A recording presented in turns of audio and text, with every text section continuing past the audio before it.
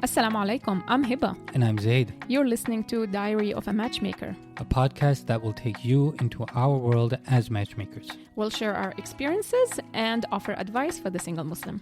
So let's dive in. Bismillah. Assalamu alaikum everyone. Welcome to another episode. My name is Zaid and on the other mic is my wife and co-host Hiba. Assalamu alaikum. Alhamdulillah, we wrapped up another workshop.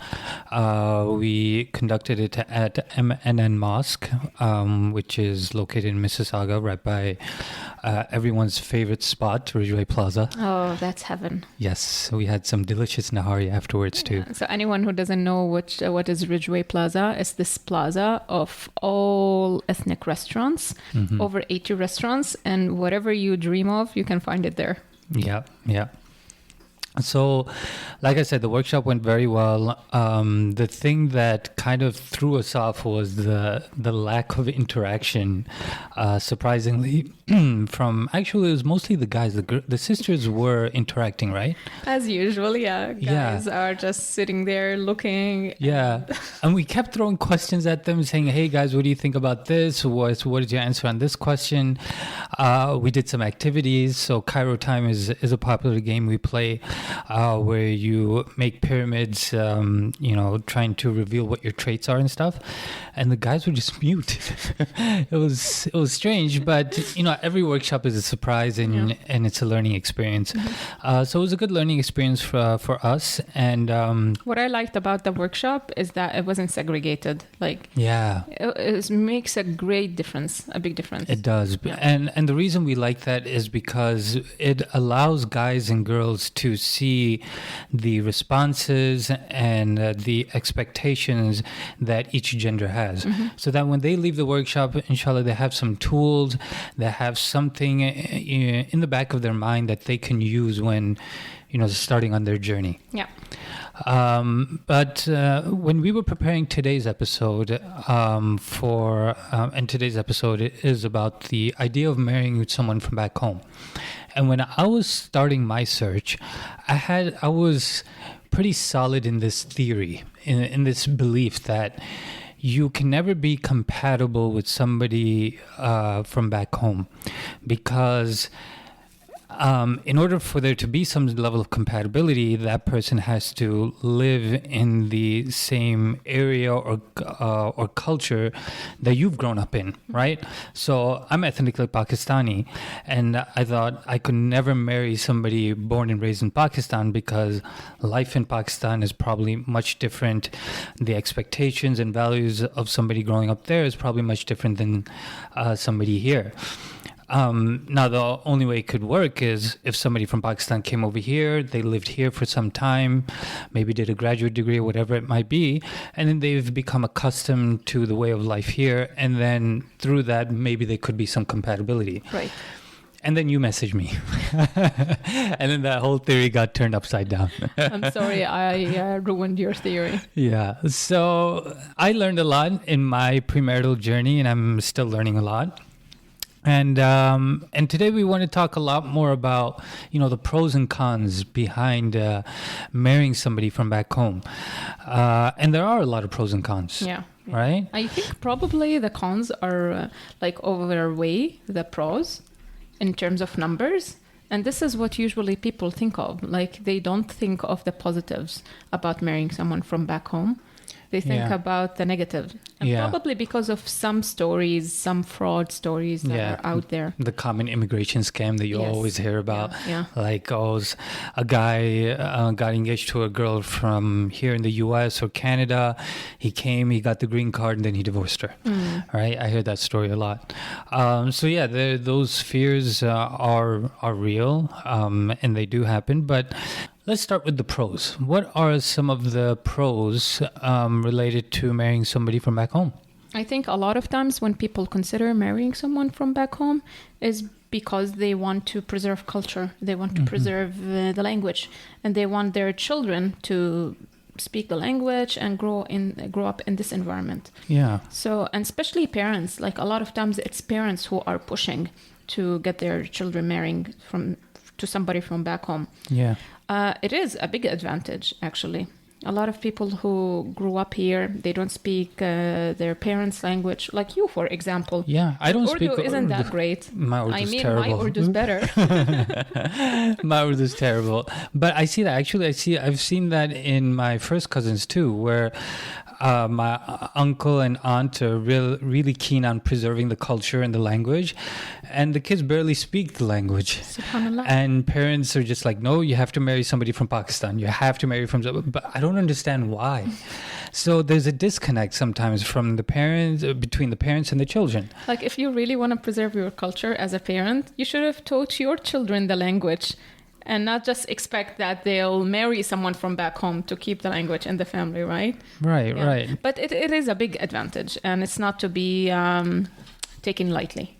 Yeah, but okay. I mean, we'll get into the cons later. But let's get into another pro. Well, the obvious one is the options. Like, it gives you way more options if you consider someone from back home. You never know who you'll be compatible with. And the more options you have, the more flexible you are, then the higher chances you'll find the right person, right? Exactly. Flexibility opens doors. When you message me, and I say this in the workshop all the time, my fear was that, oh my God, I'm not going to find anything compatible with somebody from the Middle East. I don't speak Arabic.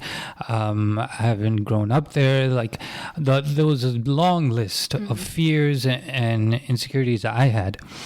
But when you push back on those fears and you learn to put your faith in Allah, and you use your values and goals as your guiding compass instead of culture, it opens up doors. Yeah. Right? And alhamdulillah, doors started to open up once I did that. Alhamdulillah. Alhamdulillah. That's so great. Always, the more flexible you guys are, the more doors will open up. Right. For sure. Also, the interconnectedness of the world, right? When we started talking, we realized we watched and enjoyed a lot of the same TV shows, right? Friends, House, the list goes on. I still can't believe you haven't watched Frasier. Come on. I mean, I'm from the Middle East and I've devoured the show. It's not that I knew of the show, but it wasn't one of my favorite shows, I guess.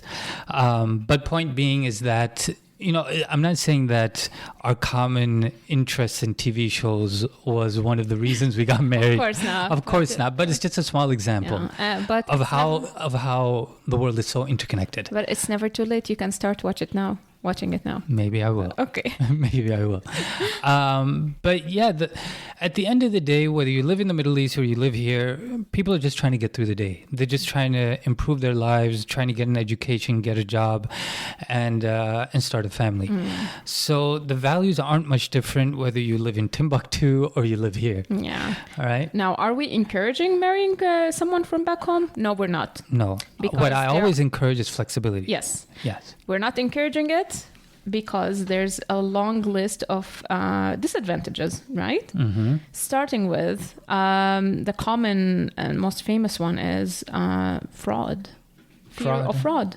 Fear of fraud. Yeah. I mean, I've heard crazy stories of immigration scams. My mom thought you were trying to scam me for immigration at one point. But yeah, I've heard stories of guys marrying a girl from the States or Canada, and he comes over, he gets the green card, then divorces her, and then the girl is left wondering what happened. Wow. So there is that fear. And it's a legit one. It's a legit fear. Yeah. Also, it is a lot harder to vet somebody from back home. Of course, yeah. Right? I mean, you might not have family and friends there to properly vet them. And even your family and friends can only do so much. Yeah. And that requires you to fly out there. And then if you have to arrange for a wedding, then most likely they want to do the wedding there, which creates more cost. Just like in the case of your brother. So he married a girl from back home, the sweetest girl ever. Salam to sis if you're listening. But you guys had to fly there to have the wedding, and alhamdulillah, it turned out great. But it's not for everyone. It's not for everyone. Yeah. So there is that con, and if If you are trying to try to conduct your marriage within a small budget, then this might not be the best option for you. Also, I feel that marrying from back home also gets this bad rep, because a lot of times it's actually a forced wedding, forced marriage. Like some of the girls we actually have on our database, they are divorced, and their previous marriages happened to somebody from back home, whether it's Africa or somewhere else. It was a forced marriage, and the marriage just fell apart very quickly, understandably. True, and you can't exactly get away with a forced marriage as easily here, given the laws and protections there are here versus back home. Yeah. So it gets that's a good point. It gets a bad name from a few bad apples ruin it for everyone, unfortunately. Yeah, true. But that sounds more like a pro, that you shouldn't overlook the idea of getting married to somebody from back home because of these few bad apples. No, I meant it as it's a con. Like, to some people it's a con because it's associated with forced marriages. I see. I see what you're saying. Yeah. Any other cons? Well, it is going to be a long distance relationship. The courting phase is going to be long distance. And just like we mentioned in the long distance relationship episode, it does add a layer of challenge. It's not impossible, but it does add that layer. Yeah. I mean, especially in Canada or the US, it takes a long time to bring his spouse over. My brother waited more than a year to bring his wife over. I think like a year and a half or something. About a year and a half. Yeah. We lived apart for 14 months. But that's only because of COVID. But even outside of COVID, it would have taken some time. Yeah. COVID just added another layer of complexity. A few things worth mentioning. When we talk about marrying from back home, obviously we mean somebody from your home country. So if you're Pakistani, then marrying someone from Pakistan. If you're Indian, marrying somebody from India. Even though India and Pakistan, they share much of the same culture anyways. But I think the important thing to note is how you've grown up and how you've been brought up. Many times, and I've seen this in my personal life as well as friends too, where we're not that connected to our culture, whether it's the language, maybe the food to a certain extent, but food you can always learn how to cook. Yeah. Right? Yeah. But the language, the customs, because at the end of the day, growing up in the West, you fuse a lot of the Western customs with your cultural customs. So we have this new culture that we're forming as we're growing up. Yeah. And so when you're marrying somebody from back home, they're kind of entering into this new culture that is foreign to them. Am I making sense? Yeah, either they'll be able to adapt or not. Yeah, so it does require a self-assessment, understanding what your upbringing has been. Do you feel such an attachment to your culture that, it is essential that you marry somebody who values culture and who can continue to foster that in your life and in your future children? Yeah. Or is culture not that important to you? I feel that a lot of times when somebody says, I just decided to just find somebody from back home and get married, it comes from a place of desperation. Like, I've exhausted all options here. I can't find anyone here. Let's just marry someone from back home. And it makes it sound like marrying somebody from back home is a second option. That person would be plan B. Finding someone here, a person from here is better. Yeah, that's definitely the wrong approach to take. Yeah, no, I'm sure the intention is right, but I don't know. It makes it feel like I'm just so desperate. I'll marry whoever.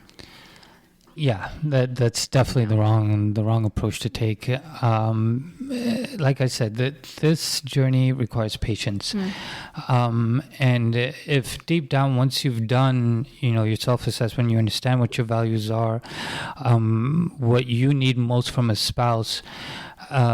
just giving into desperation is just a recipe for disaster. Yeah, because it could make you make wrong decisions. Whether you marry someone from back home or from here, marrying out of desperation is not a recipe for a successful marriage. Yeah. So the question is now: are we discouraging marrying from back home? No. Are we encouraging it? No. What are we trying to do here? Just remind you to keep an open mind. Keep an open mind. You don't know where the person Allah is written for you. You don't know where they are. Mm-hmm. They could be in the east. They could be in the west. Keep an open mind and just consider all options. Yeah, the more, like I said, and I'll keep saying this, the more flexible you are, the more doors will open up for you. Mm-hmm. And as a reminder, the more you close the doors to halal, the more the doors to haram become enticing. Yeah. So remember, the Prophet ﷺ always made the path to marriage easy. So to continue to implement that practice, whether you're a parent or somebody seeking marriage, the path to marriage has always been laid out very simply in our deen. And there's no reason for us to make it more difficult. If you'd like to work with us, we're here for you. If you want to get in contact with us, you can email us through our website, or if you want to schedule a time to talk with us, you can schedule a call with us through our website. Just go to the Get Started tab and fill out a mini form. We don't charge at all to schedule a call. It's completely free. You get to pick our brains and just make sure that we're a good fit for each other. Yeah, halalmatch.ca. Hit that link and we'll see you next episode, inshallah. Inshallah. Assalamu alaikum. Assalamu alaikum.